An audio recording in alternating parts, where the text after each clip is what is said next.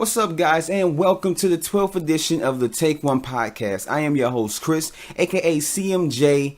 Call me whatever you like, just as long as you're listening to the podcast. And if you heard me say that, then obviously you're listening to the podcast. And like I said before, this is the 12th edition, the 12th episode of the Take One podcast. So if you haven't listened to it before, go ahead and check out the last previous episodes. You can catch up from episode 1 all the way to episode 12 or all the way to this one, of course.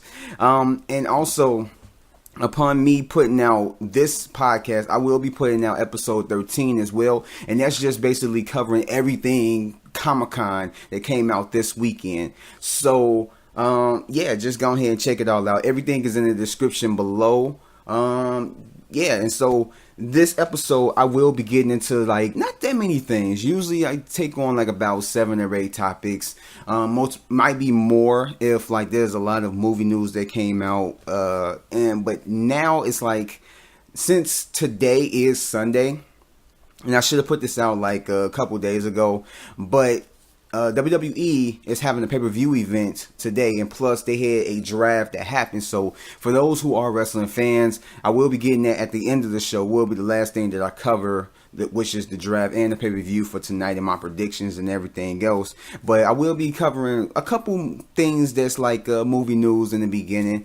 So like I said, if you're wrestling fans, you keep tuning in all the way to the end. But if you're not, then it's okay. No hard feelings. Not everybody's a wrestling fan. But like I said before on the previous podcast, that I will be putting out a wrestling podcast. So more than likely you won't be hearing too much wrestling on this podcast. It's more going to be orientated towards movie and television and news about that. So without further ado, let me get started with my first topic of the day.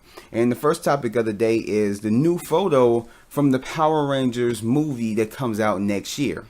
And this came out the next day after the photos of the ones that I said I didn't like, where it's just their face and then the lightning thing, and then they got their color and blah blah blah and all that stuff. So this one came out, if not the day after, it was not too long after.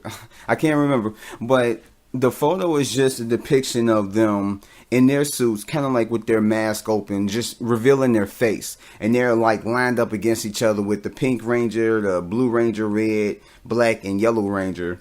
Just all kind of standing in a line, and it's showing them, face for face or whatever. And so when I saw this picture, regardless of how I thought about the prior posters of the individual posters of them, this poster or this photo is actually pretty cool. I like it. It's not doing too much, but it's actually showing them in the suit, because we had the concept art with all of them just kind of standing around, and then they're in full body suits, but it wasn't a real photo. And then we see little things about got the little symbol of the lightning thing up in the sky with the stars aligning it, or with the stars in the symbol of the lightning, and it got all of them down on the ground, and then get the picture of them, their faces and stuff. And so we didn't have a picture with them actually wearing the suits, or just seeming like they're wearing the suits, because these photos kind of look I say majority of it is CG, or just they're putting on there in post-production or whatever. But I mean, or it could be real, or just the combination of both. But in any case, they actually look pretty cool. I like the way they look, and it's not really showing too much, so it's not too much to gather from it. But I like how they look. I like, just in a sense of how they look in them. And matter of fact, looking at the picture now, it does look like it's computer generated on top of them, kind of like the Green Lantern, but not as cartoonish.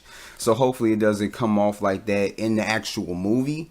But yeah, it actually looks pretty cool. It's just one thing that I'm kind of having worries about is just when you look at, if you were a fan of the old Power Rangers movie, you will see that they had Zords. And that's what they call them, just large robots. They had the Zords that were basically after certain animals, certain dinosaurs. You had the Red Ranger, had the Tyrannosaurus Rex, and then you had the Pink Ranger with the pterodactyl and stuff like that. And so their helmets kind of showed their was kind of like in the form of whatever animal that they was representing. So when you look at the Red Ranger, you'll see his helmet kind of resembles the mouth of a T-Rex. And then you got the Pink Ranger. Her helmet kind of resembles the look of I'm about to say Tyrannosaurus. I don't know. I was saying a combination, but you know, the pterodactyl, and then you know, so on and so forth. And these don't look like it's showing too much of the dinosaur that they're representing. So I don't know what to expect. I mean, I looked at the helmets, and the helmets look decent. They look decent, but I don't know. Like, I would have to really see them like in the trailer. Like when they actually drop the first trailer, I have to see it. I have to see what they're working with, how it actually looks in context. That's the word I was looking for. In context to the movie, because we can look at pictures all we want, and then you know the pictures be like whatever. But then when we actually see it in the trailer, it'll look totally different and have a totally different feel.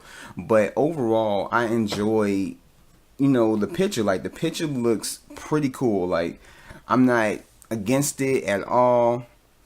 It's actually one of my favorite picks besides the one where they're standing on the ground and you see the lightning symbol in the air, well, up in the night sky. That's in, you know, the stars in the formation of the lightning symbol. I like that one, and this one actually was pretty cool. This is one of the cooler pictures that I like that they put out. So as long as they keep putting out pictures like this, I'm going to, you know, keep buying into it. I mean, I'm going to go see it regardless because I grew up on this. This is like a favorite show of mine. Like around the time this is like my favorite show. So I can't wait. I'm going to go see the movie regardless. This is something that I've been waiting for them to do a Power Rangers movie right. So if they do it right, hey, they got me. They got all my money, so it is. So moving on to the next subject, and that is the possibility to a sequel to the Ghostbusters movie that came out this year, the one with the all-woman cast, of course.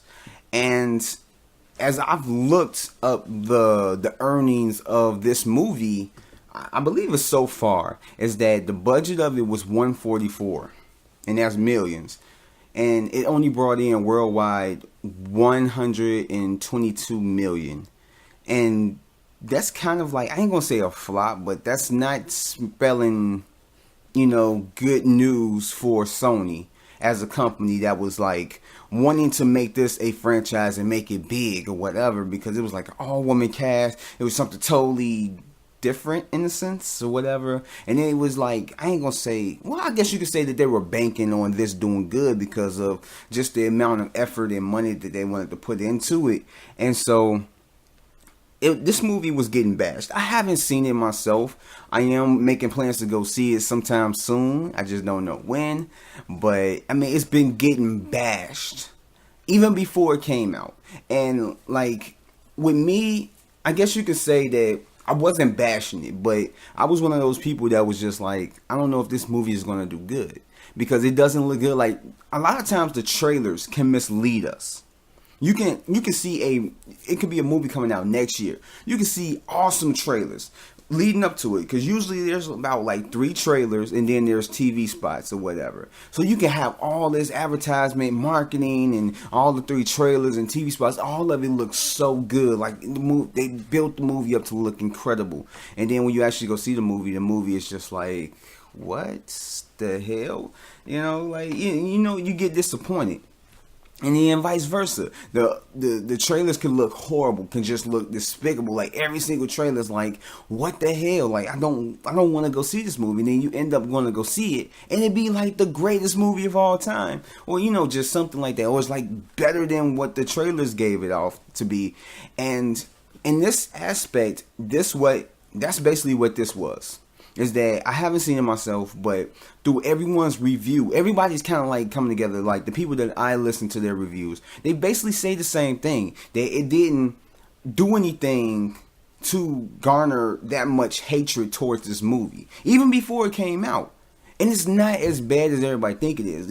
Everyone says that it is a good movie. It's not a great movie. I guess you can say it's good in the sense of it's not as bad as everyone wants it to be, or everyone thinks it was going to be, or whatever, or everyone thought it was going to be. That it was just enjoyable, you know. and that everyone's saying that like they laughed at it, and just they got out of it what you expect to get out of it. And then it's just, I don't know, like, it's just, I feel like they could have done a little bit more with this. Like, I feel like their first mistake was, and I know I'm getting on topic, but I'm gonna just say this real quick. But I think that first mistake was making this a reboot, especially if you're going to have the original cast up in there minus one Ghostbuster, and it's just, they're just playing cameos. Like, why would you do that? Like, why wouldn't you make it a sequel and have the original cast members reprise their role and have them be like mentors, like have them hand down the torch to these women, to the new group, since they like are retired and they can't do it no more. Of course, you don't have to have them don the suit again and help them out or whatever. You can have it to where like they have a disability, or one of them is like older to where like their knees is hurting or something of that nature, to where they can't do it, and so they're passing the torch. You could have had something like that, and I think that would have been more enjoyable, since you were going to have the original cast and just people from the original movie in this movie. It's like, why wouldn't you do that?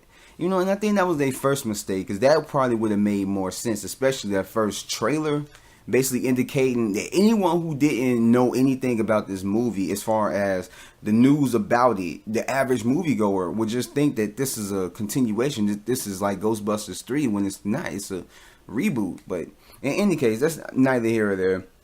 But through all the hatred and everything else, this movie is not doing too well. I guess it's doing okay, but not enough to, garner a sequel, or at least not enough to make people want to see a sequel. And so the president of Sony distribution, Rory Brewer, came out and said that, and I quote, he said it to the Wrap, that while nothing has been officially announced, there's no doubt in my mind a sequel will happen. And it's like, I don't know, like, if it happens, it happens. If they feel, if they're confident enough that once this, movie comes to its like, theater runtime, or, it comes to its theatrical ends, that if they feel confident enough to where a sequel can make money, then go for it, go for it. If it doesn't, when it comes out, then, just stop right there, because obviously there's a lot of people that don't want to see this movie, and a lot of it stems from just, it being an all-girl cast, and that don't matter to me. I've had my doubts about the movie, but it's not because it's a female cast, because I've discussed this in a in one of my prior podcasts, that that's not the thing that bothers me. The thing that bothers me about it is that, why do they have to be females reprising, well, not reprising, but females in male roles, or females in roles that were priorly donned by male performers or male actors? Is like, why can't you just come up with a new movie, a new script or whatever, and just get like a totally new story that has female actors or female leads in it, instead of, oh, we're gonna reboot this franchise, but instead of men, it's going to be girls. Like, no, like, that's my only problems with it. I don't have any other problems with it. And then the only reason why I doubted this movie was because the trailers didn't get me interested. I mean, it got me curious, but curious isn't, the same as being highly interested. Me wanting to go see this, or excited to go see it. It got me wanting to check it out, to see if it actually is good, if it actually can work. It's just me. Curious is basically, keeping my eyes open, keeping my mind open to it possibly being good. And if it's bad, then it's bad. If it's good, it's good, whatever. But that's my only thing. I didn't have a problem with it being all girls, or all women, let's put it like that, an all female cast. Like other people just want to bash it because of that. And it's like, no. So I know that with the announcement of a sequel, them same haters, them same people that's talking crap about this movie, is going to be talking crap about the next movie. Oh, they're making a part 2. Oh, let's sign a petition. Oh, you got the females and blah, blah, blah. And I'm like, no, just shut up. Like, and I bet you like half the people, or majority of the people that talk crap about the movie, probably haven't even seen it yet. They probably just like, whatever. And it's like,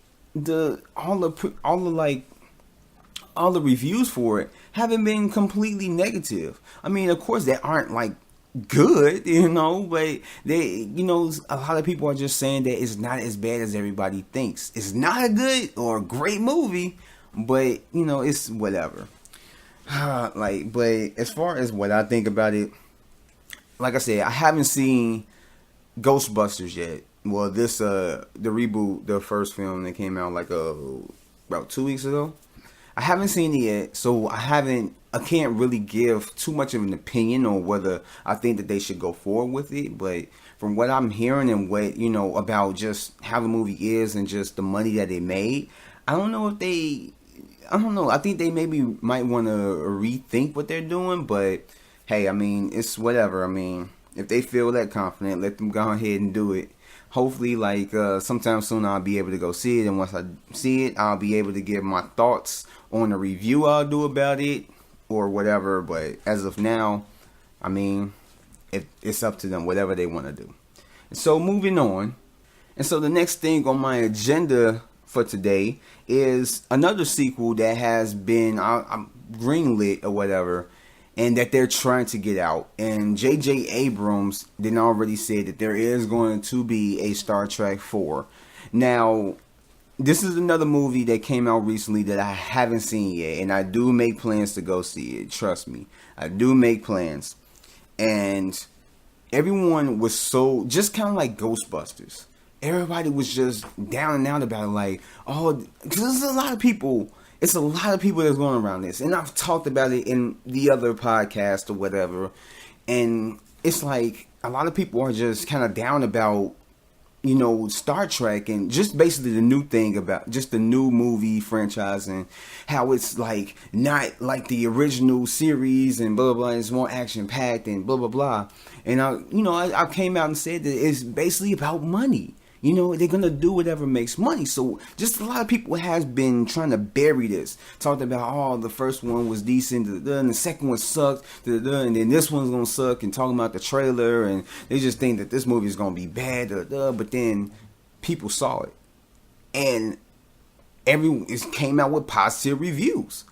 Like a lot of people like it. Like I said, I haven't seen it before, and I do make plans to go see it, especially since hearing that it is good. And I haven't watched the old Star Trek shows, but this is me like learning more about Star Trek, even if it's not even if they change around certain things and it's not the exact same thing that happened up in the series. This is my kind of like introduction to Star Trek. It's like knowing it and actually liking the product. And I like the first film. I love the second film, despite what anybody else said. I thought the second film was better than the first film. And then this film, of course, I was on board to go see this. This movie looks awesome. I wasn't a fan of the trailers didn't knock me out of my socks, but at the same time, I was on board. And so to hear that it's getting good reviews, that it makes, the series feel along with the movie feel, and it kind of combines them and makes, just this awesome film, that makes me happy, because that shows that this is a great film, and this is something that if I go spend my money on, even if I don't love it, I know that I'm going to like it and hopefully believe that my money is well spent on seeing this movie.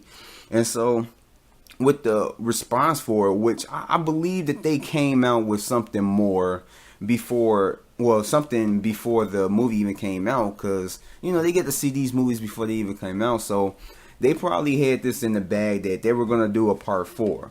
And so it's been announced that a part 4 is in the works, and that J.J. Abrams said that he loves the story. But I know a lot of people don't like to give him credit because he kind of he directed the first 2 Star Trek films. And like I said, a lot of people didn't like the second one. I loved it, but a lot of people didn't. And so people are like, what did he know about making a good Star Trek film? Stick to Star Wars and, all that other shit. But at the same time, it's like J.J. Abrams, he is a good director. He is. And with him being a part of this, is I know that it's going to be good.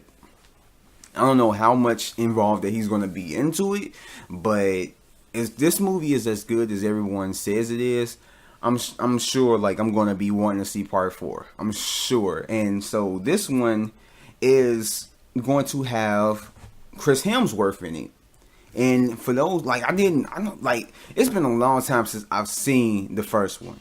It's been a long time since I've seen it. And I don't even remember Chris Hemsworth being in there, but this was pre-Thor. So if he was in if he was in like 12 movies before, Thor came out, I'm sure I probably didn't recognize him at all. But yeah, he played Captain Kirk's father, and so I guess they're bringing him back into the fourth one, and it has something to do with time travel because he died within the first one. So I don't know. It sounds intriguing. It sounds so cool, and hopefully I get to go see this third one, and it gets me hyped to go see the fourth one whenever they get done making it and it comes out. I want to see it, and so yeah, I guess they're super excited about this, and that they're putting it on the table like it's about to get done, and I guess they're doing the works for it and stuff, and so I just can't wait. I can't wait to see this third one, and I can't wait until they come out with the fourth one. So yeah, with that said, there's nothing more to say about it. I just can't wait. I love the franchise, so yeah. And so moving on to the next subject, now we're going to get into the wrestling portion of the show, and this is going to be the rest of the show. So for those who don't, watch wrestling, it's okay to tune out. But if you don't care, go ahead and keep listening or whatever. But yeah, I'm gonna talk about WWE right now, and it's gonna be the next two topics. And so this past week, WWE did its WWE did its brand split, and so Tuesday, since SmackDown moves to Tuesdays now, they did their draft, which was Stephanie McMahon is I guess you could say, owner of Raw, and her general manager, she's the commissioner of Raw, the commissioner. And so her GM for Raw is none other than Mick Foley. And so Shane McMahon is the commissioner of SmackDown, and his GM is, yes, Daniel Bryan, the one and only. And so Tuesday, they did the whole draft and who they was going to pick. And so the rules basically was just, each brand was going to pick a side. Of course, they're going to get their pick. But then for every two picks that SmackDown has, Raw is going to get 3. Only because Raw is 3 hours long, so it's going to be a longer show, so they're going to need more people. So it's fair. And so they made their first picks, and so Raw made its first picks, and I'm just gonna go down Raw, and then I'm gonna go down SmackDown, just all their picks. And the first overall pick for Raw was Seth Rollins, of course, because Stephanie McMahon picked him, and he was part of the Authority, so you already kind of knew it, which in a sense, it kind of didn't make sense. It did, but it didn't. But it's like, why wouldn't you, even though in storyline, Stephanie McMahon don't like Dean Ambrose, why wouldn't you pick him? Because he is the WWE World Heavyweight Champion. Why wouldn't you pick him? It's like, it's kind of like a no-brainer. I know you like Seth Rollins, but at the same time, it's like, he's holding the most prestigious, oh my gosh, I cannot talk. The most prestigious title in the company, and you pick the challenger over him. That I don't get, but it's all storyline, so I don't know. So their first overall pick was Seth Rollins. Second pick was the women's champion, Charlotte. The next pick was the NXT, one of NXT's favorites, Finn Balor. Next was Roman Reigns. Next is Brock Lesnar. Next is The New Day. Next, Sami Zayn, Sasha Banks, Chris Jericho, Rusev with Lana, Kevin Owens, Enzo and Big Cass, Gallows and Anderson, Big Show, NXT female, Nia Jax, Neville, Cesaro, Sheamus, Golden Truth, Titus O'Neil, Paige, Darren Young with Bob Backlund, Sin Cara, The Ascension, Dudley Boys, Summer Rae, Mark Henry, Braun Strowman, Bo Dallas. Oh my God. Some of these people, it's like, why? Why was he even a pick? I don't know. Okay, so I left off at Bo Dallas. And then you get Shining Stars, Alicia Fox, Dana Brooke, and Curtis Axel. Yeah. Some of those going towards the last is like, why? I don't know. Why would those even picks? You know why? I don't know. But yeah, okay, so those is all Raw. All of those are just property of Raw. All those superstars are going to be on Raw. And so SmackDown made its pick, and its first draft pick of the night, the overall draft pick, was Dean Ambrose, which they were smart. And it's kind of like throwing it off, but at the same, it makes sense, but it kind of doesn't. Like, Raw is the flagship show. So you would think that the World Heavyweight Championship would go to Raw. But I guess since they're hyping up SmackDown and everything is about SmackDown, and they're just trying to get people to watch SmackDown since it's going to be live on Tuesdays, it's like they want to do something big with it, with the draft being on SmackDown, so it's going to get more people to watch SmackDown, or at least for that week. And then now you got the World Heavyweight Championship on SmackDown. Maybe not at the end of the night, who knows, but the WWE World Heavyweight Championship is on SmackDown now.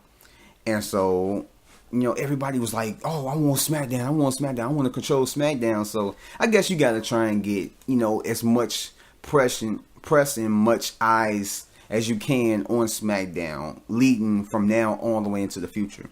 And so after Dean Ambrose, the first draft pick, it's AJ Styles, John Cena, Randy Orton, Bray Wyatt, Becky Lynch, The Miz with Maurice, Baron Corbin, I'm born snoring, okay, whatever. American Alpha from NXT, Dolph Ziggler, Natalia, Alberto Del Rio, The Usos, Kane, Kalisto, Naomi. Did I put the blah blah? I think I fucked up. But I got the Ascension twice. I don't know. I need to fix that. But in any case, I'm gonna keep going. Zack Ryder, Apollo Crews, Alexa Bliss. I'm just like torturing names today, and I know these people. Alexa Bliss from NXT. Brazongo, Eva Marie. I told you I'm butchering names. The Vaudevillains, Eric Rowan, Mojo Rawley, and Carmella. And so, with those names, I'm about to give you on my thoughts on it. Just offhand, SmackDown to me has the better roster. Just no doubt. Has the better roster. It has fewer people that I'm looking like, There's certain people that I don't really know because I don't watch NXT. So those people that's been brought up from NXT, it's like I don't really know them like that. So I can't really have too much of an opinion unless I see them perform on SmackDown or Raw or whatever. But, I mean, and that's just, it's American Alpha. It's like, I don't know. I'm not familiar with their work, so I don't know what they're all about. And so Alexa Bliss, I don't really know too much about her or Carmella or Mojo Rawley, besides the fact that he is with Zack Ryder and they had the Hype Bros or whatever. And everyone else is like, all the other names is like, I'm okay with it. There's no names that I'm like, oh my God, what the hell? And it's only like a few names I could see, like Eric Rowan. It's like, out of the whole, Wyatt family, like, why would you pick Eric Rowan? I don't know. I guess you need to keep two people from the Wyatt family on there since Braun Strowman went there. But it's like, I guess you can say that the Wyatt family is kind of a tag team or a group or whatever. And with those tag teams or them type of groups or whatever, one of the rules was that the tag teams or, those would count as one. Unless a GM decides that they just only want one person out of that group. And it's like, the Wyatt family is kind of like a faction. That's a force to be reckoned with. And all of them together is worth more than just one. I wouldn't say like more than Bray Wyatt, because Bray Wyatt is one of those people that I've had like such high hopes for. That before he got injured not too long ago, it seemed like they was about to hype him up. They was just about to do it, but then he ended up getting hurt the next week. So it was like, I believe it was the same week. But he ended up getting hurt shortly after, so it was like, whatever. And so he made his return, and it just seems like they don't know what to do with Bray Wyatt. Like, how can you wouldn't know what to do with him? Let him do what he does.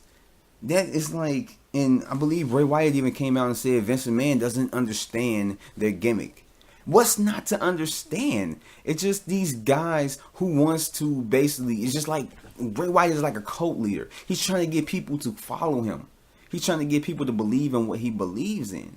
And it's like the storyline, all you got to do is have all three of them together. Since Luke Harper is injured, all you got to do is put Bray Wyatt with Eric Rowan and Braun Strowman, and just have them go ham on the WWE. And this is my thinking before the draft, before everything and all that stuff, when like everybody was on like all shows.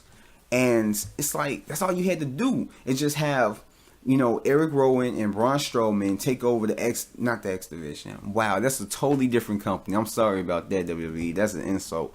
But in any case, like, all you had to do was just have them take over the tag team division. Just start plowing through like every single tag team and just end up winning the tag team titles. And then all you had to do after that was have them do something to where they end up helping Bray Wyatt become the WWE World Heavyweight Champion, and then go from there. Just have them constantly help him out and help him keep the title and keep him as a bad guy, and just make them as brutal as you make Brock Lesnar. Like, that's what's so hard about that.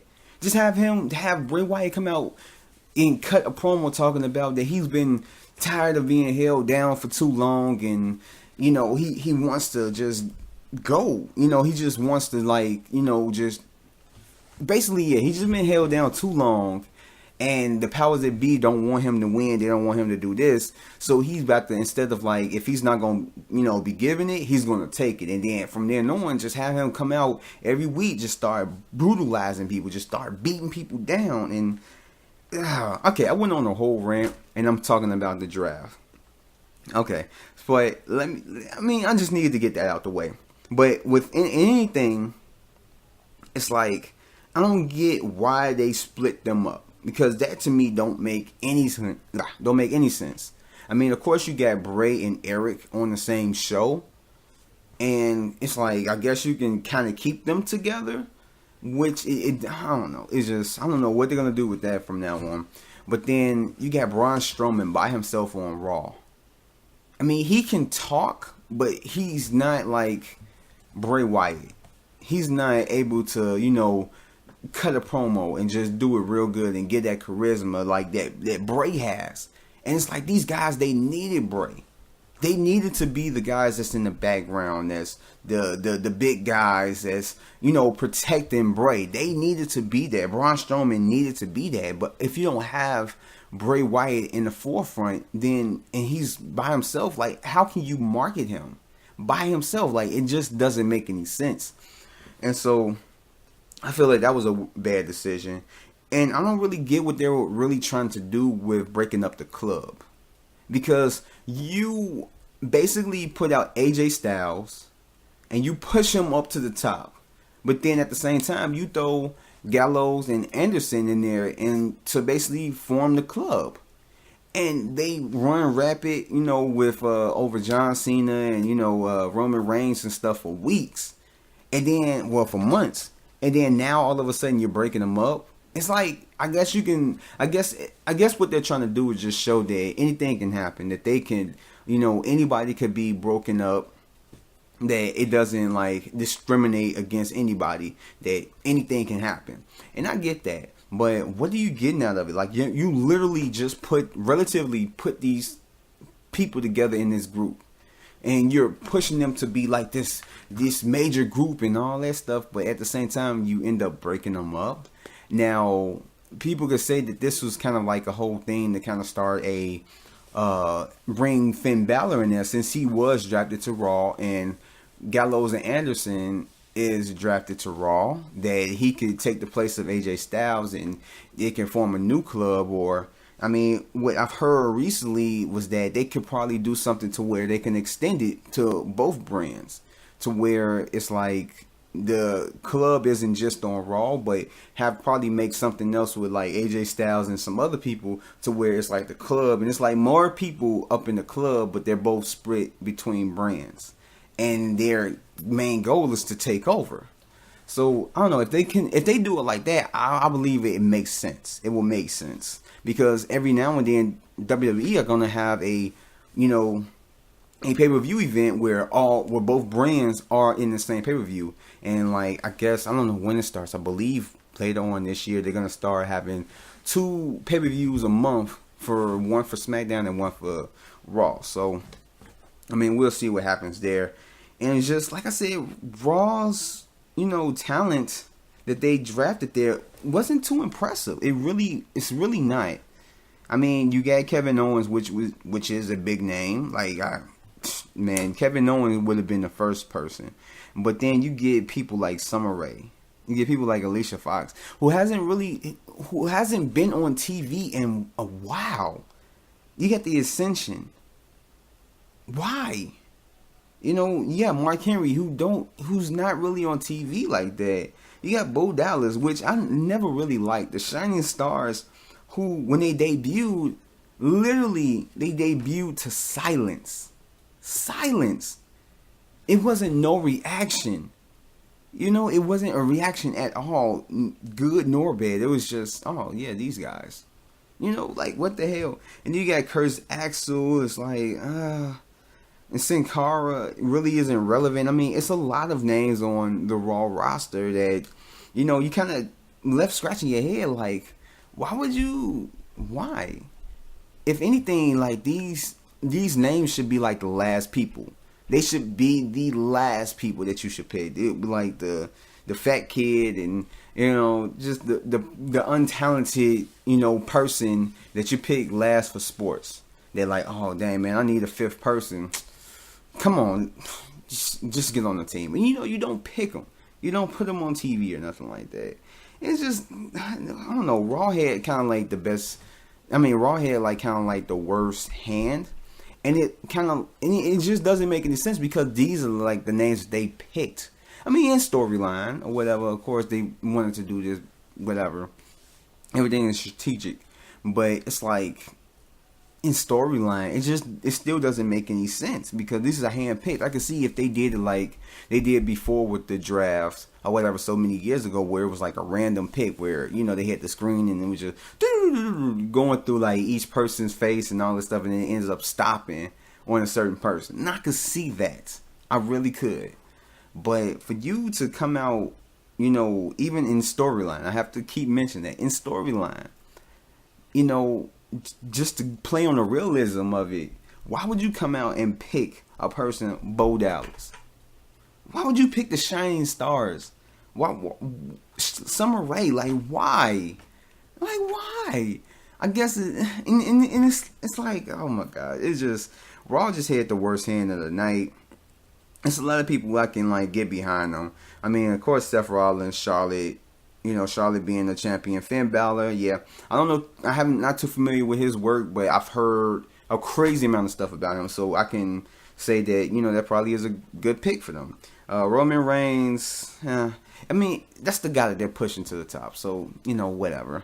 Brock Lesnar I can get behind. And, Sami Zayn, New Day and all that stuff. And Sasha Banks, yeah. And then kind of like it's like they'll pick somebody good. After that, yeah, they'll pick somebody good and somebody bad. And somebody good and somebody bad.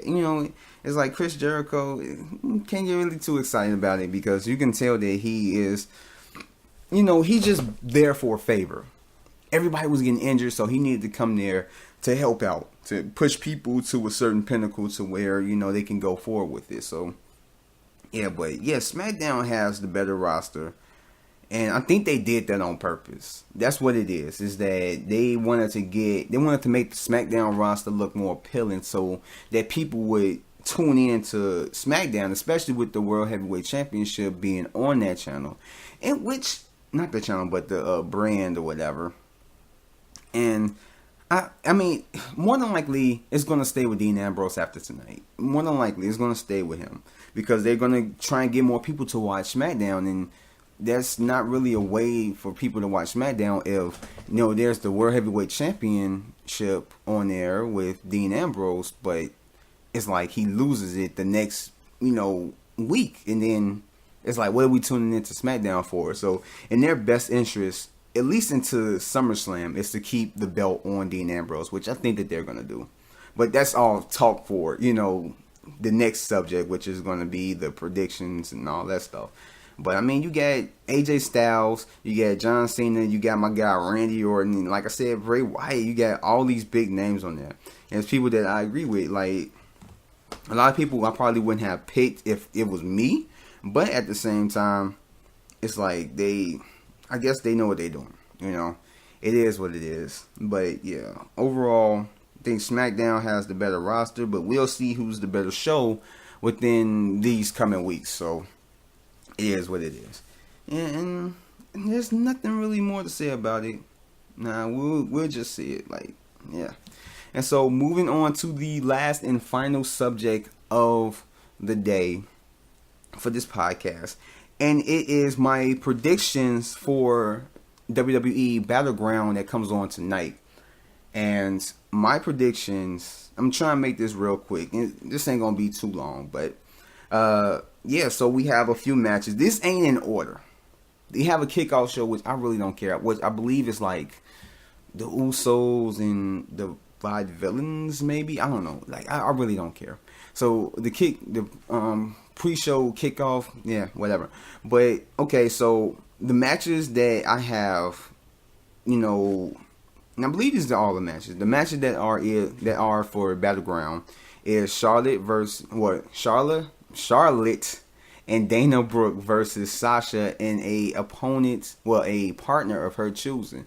So more than likely we're gonna find out tonight who is her partner, but I know a lot of people are hoping that it's Bayley. And if it is, I think that match is gonna probably be kind of cool. And then you have Owens versus Zayn, which is the last confrontation, the end all of end alls or whatever of their conflict, basically just gonna squash their whole rivalry.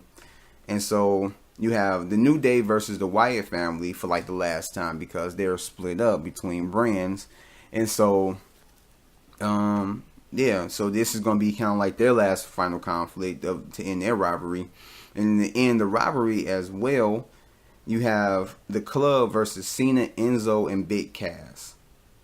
And, these people are split between brands, so it's like this is kind of like the end all. So if they don't win their matches, you won't get another. Whatever. And then the next one is Zack Ryder versus Rusev for the U.S. title. Then you got Darren Young versus The Miz. And I believe that's for the Intercontinental Championship. Yeah, that's for the Intercontinental Championship. You got Becky Lynch versus Natalya, as well as you have Seth Rollins, Dean Ambrose, and Roman Reigns for the WWE World Heavyweight Championship.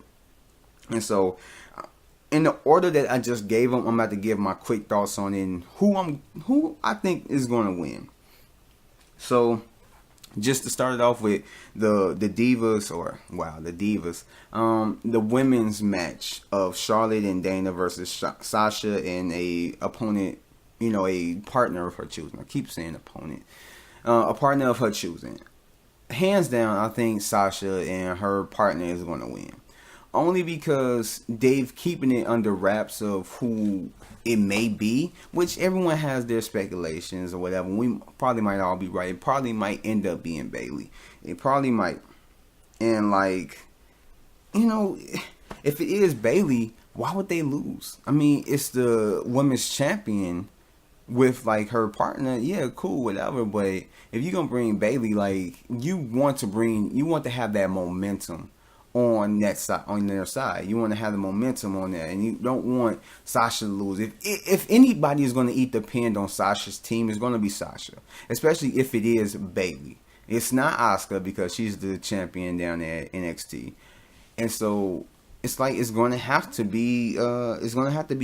If it is Bayley, I'm just saying, if it is Bayley, which I don't really know who it may be, but if it is Bayley and they lose, Sasha is going to eat the pin. But I don't think that that's going to happen. I think that Sasha and whoever her partner is going to win, especially if it's a major name like Bayley. They're going to have to win to get that momentum on their mystery partner, especially if it's a big name. So for that match, I believe that Charlotte and Dana is going to lose. Whether it's more than likely Charlotte isn't going to get pinned. If she does get pinned, it's going to be by Sasha. But if she doesn't, it's going to be Dana going to eat the pin. So yeah, I'm for Sasha and her mystery partner. And then Owens and Zayn. I don't know, it's kind of hard. It's kind of hard because it's like I'm not too familiar. I'm just getting familiar with Sami Zayn. Because like I said, I don't watch NXT. I'm about to start. Of course, for me doing this wrestling podcast, I'm going to have to start. But it's like I'm more familiar with Owens between them two. And Owens, throughout the year, ever since he arrived on the main roster, Owens have shown that he is a great competitor. That he is a good ass competitor. And he's a personality. Like, he has charisma and everything else. And like when he's on, it's like you have to be there. Just everything he says is like he's more realistic than anything. He's playing a character, but a realistic character. And that's one thing that I do like about Kevin Owens is that he basically gives no shits. He looks for himself. He looks out for himself, and that's it. Anyone else, whatever. He don't care. And he'll just say it. And so with this, I want to say I want Kevin Owens to win, but I really think that Sami Zayn is going to take it. So my money is on Sami Zayn. And so the next one is the New Day versus the Wyatt family. The Wyatt family is going to lose. And I say that because they're broken up. So it's not going to benefit them to win. It really ain't. You know, they probably might end up dominating throughout the majority of the match, but it's like they're not together. You know, you got two people on SmackDown and then the third person is on Raw. So what are they going to get from it? You know, they have nothing to gain. The titles aren't on the line for some strange reason. But it's like, you know, they have nothing to gain from it. The only person that might have something to gain from it is Bray Wyatt. And if, like, you're thinking about that, then, yeah, like, okay, yeah, the Wyatt family may win, but it's like the only people that's going to benefit from it is the New Day. Because in this scenario, the New Day, this is kind of like the final conflict. So the New Day is the good guys, and the Bray Wyatt and like the Wyatt family are the bad guys. And since the Wyatt family have nothing to benefit from it, it's hands down the New Day is going to win. And if they lose, then it's like, why? You know, it just doesn't make any sense. So my money is on the New Day winning. As much as I would want the Wyatt family to win, if they were still together, my money would have been on them. And then they would have been in line to be, you know, the number one contenders for the World Tag Team Championships or the WWE Tag Team Championships. And my money would have went on them, you know. So, but since they're broken up, there's no reason for them to win. And so the next one is the Club versus Cena, Enzo, and Cass. I don't know. I kind of want to go with the same thing because everyone on this whole group is kind of broken up. You got Gallows and Anderson, like I just discussed, is on one show, which is Raw, and then you got AJ Styles is on SmackDown. So there's really no benefit for the Club to win, but at the same time, Enzo and Cass, I believe, is on Raw? Yeah, Enzo and Cass is on Raw, and John Cena is on SmackDown. So it's the same exact dilemma. Not dilemma, but it's the same exact thing.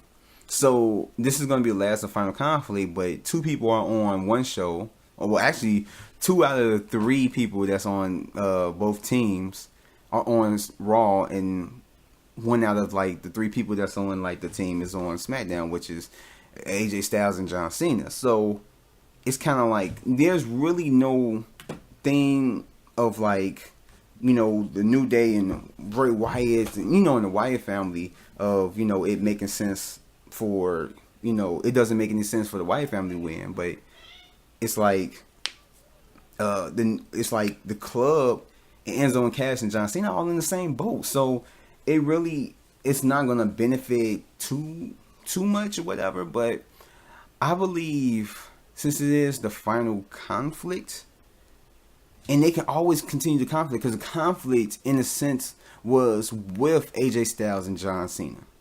So I believe that Enzo and Cass with John Cena is gonna win.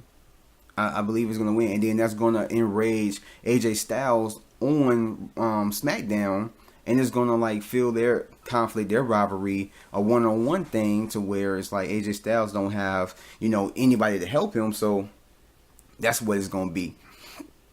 So my money would go to Enzo and Cass with John Cena. And so the next one is Zack Ryder and Rusev with Lana. And this one, I don't think, this is kind of like simple. I would be surprised if Zack Ryder wins, but at the same time, he won at WrestleMania and lost it the very next night.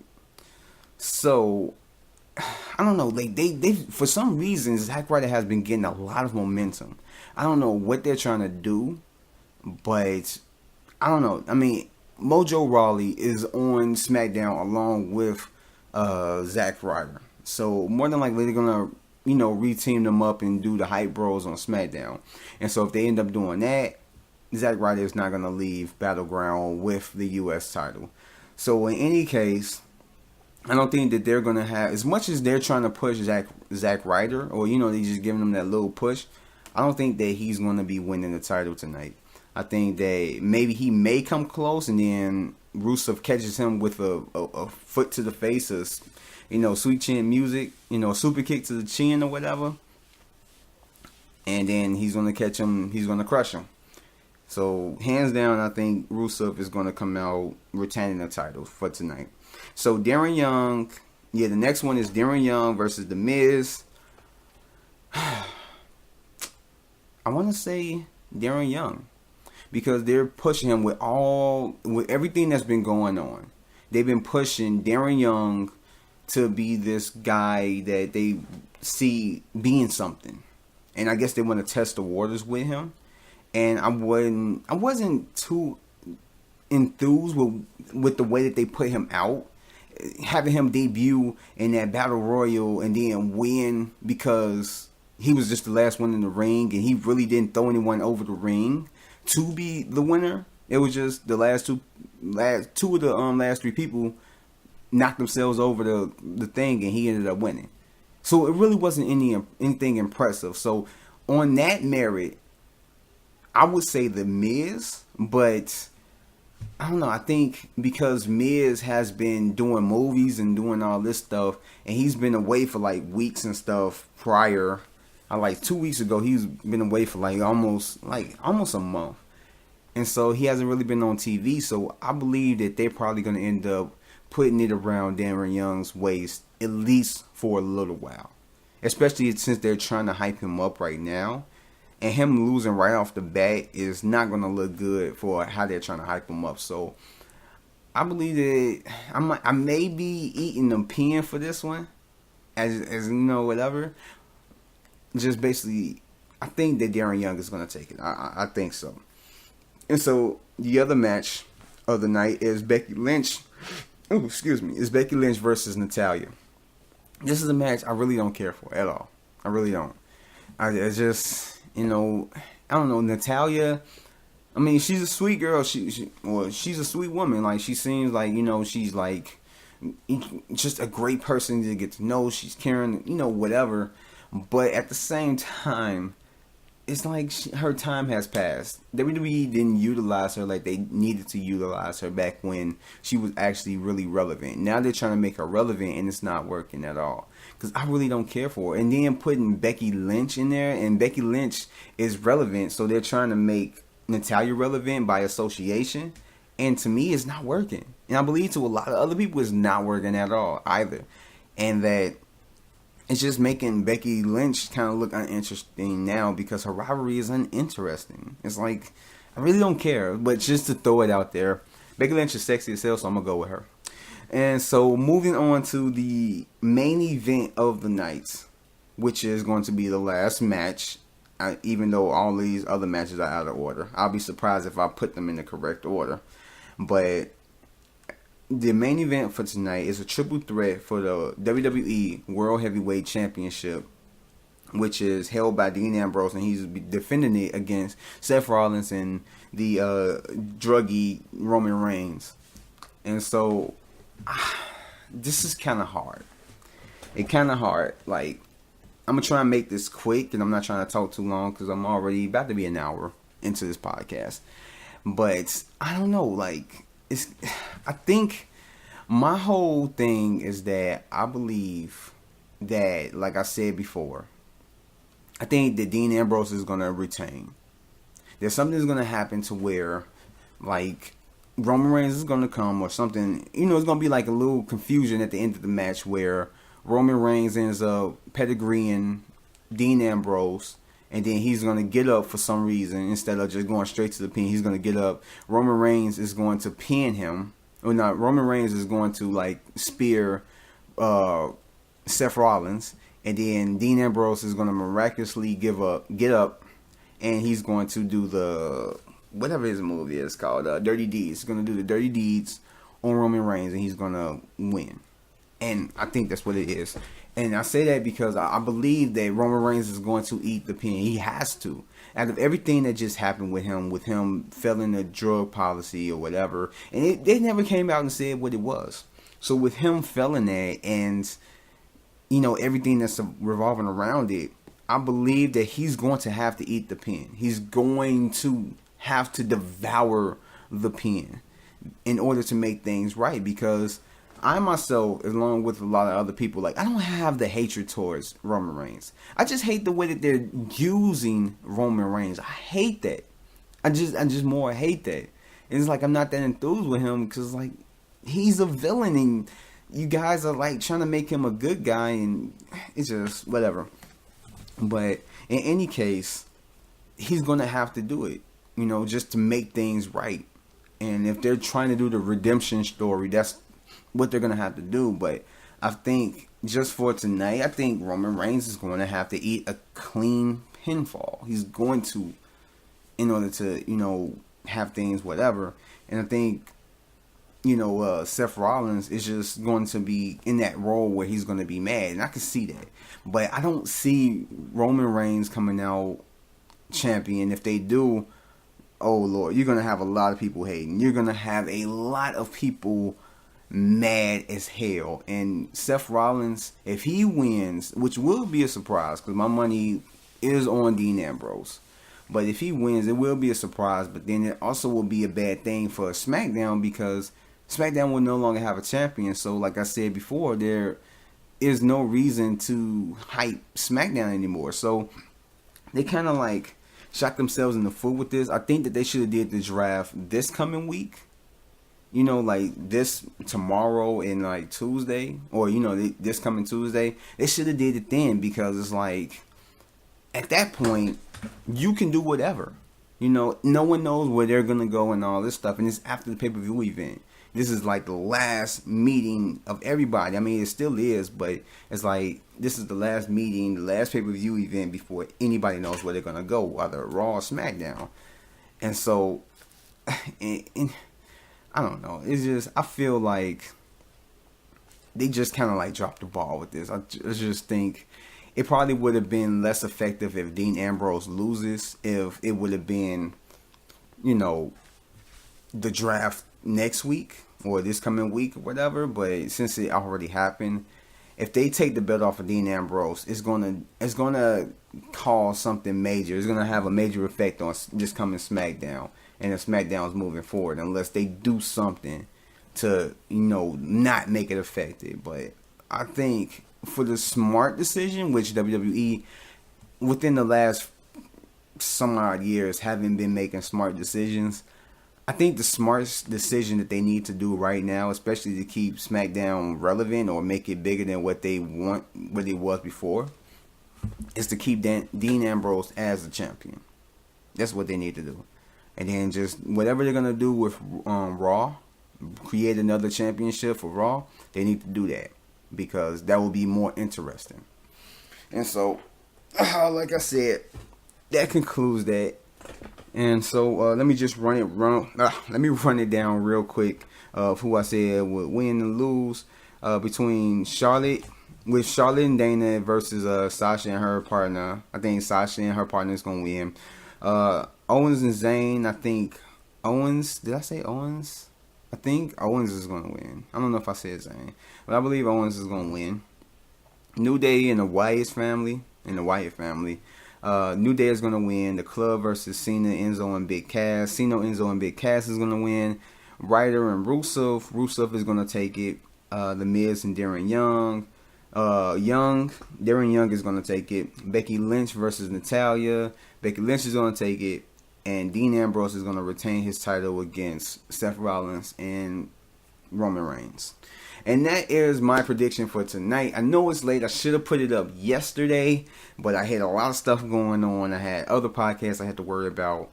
And so that wraps up this episode of the Take One podcast.